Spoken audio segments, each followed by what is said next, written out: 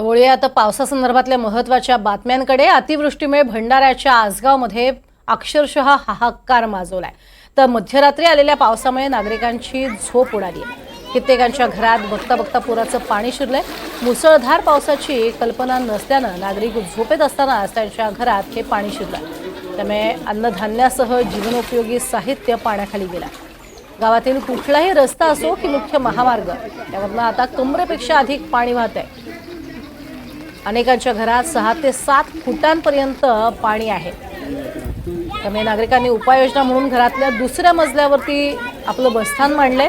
तर अनेकांना प्रशासनानं रेस्क्यू केलेलं आहे आणि त्यांना सुरक्षित स्थळी हलवलंय। याचा आढावा घेतलाय आमचे प्रतिनिधी तेजस मोहतुरे यांनी।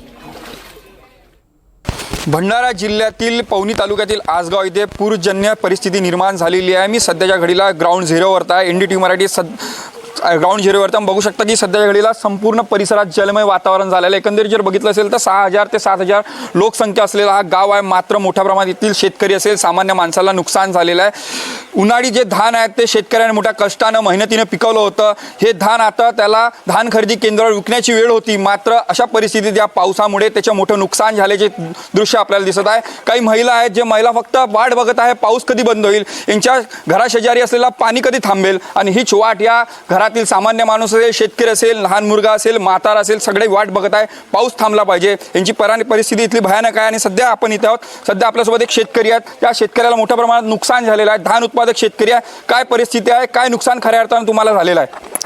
नुकसान खऱ्या अर्थानं झालेलं आहे। म्हणजे 3 दिवसापासून पाऊस येत आहे आणि 1 दिवस थांबलेला पाणी आणि काल रात्रीला 10 वाजेपासून पावसाने एवढं झोडपलं की लोकांना घराच्या बाहेर निघायला म्हणजे वेळ मिळाली नाही, अशी परिस्थिती जनतेची झाली आहे। आणि आसगावमध्ये 90% घरं हे 90 ते 95% घरं या पाण्याखाली गेलेले आहेत आणि शेतकऱ्याची एवढी नुकसान झाली आहे। शेती तर झालीच आहे, परंतु घरामध्ये जो माल आहे मग तो कडधान्य असो, धान्य असो, हे अशी परिस्थिती झाली आहे की समोर आता शेतकऱ्यांनी काय करावं तरी अशी माझी विनंती आहे म्हणजे शासनाला की शेतकऱ्याच्या या मालाची एक भरपाई म्हणून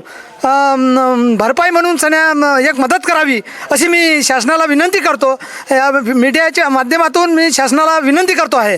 मी एवढेच बोलू इच्छितो। बघू शकता की भयानक परिस्थिती या गावात आहे आणि त्यासोबतच पवनी तालुक्यात असेल, लाखंदूरमध्ये हा बाजूचा तालुका आहे, त्यामध्ये खूप मोठं नुकसान झालं आणि त्यामुळे एकच विनंती, एकच हाक आहे शेतकऱ्याची की जे नुकसान यांना झालं आहे ते तात्काळ मदत करावी।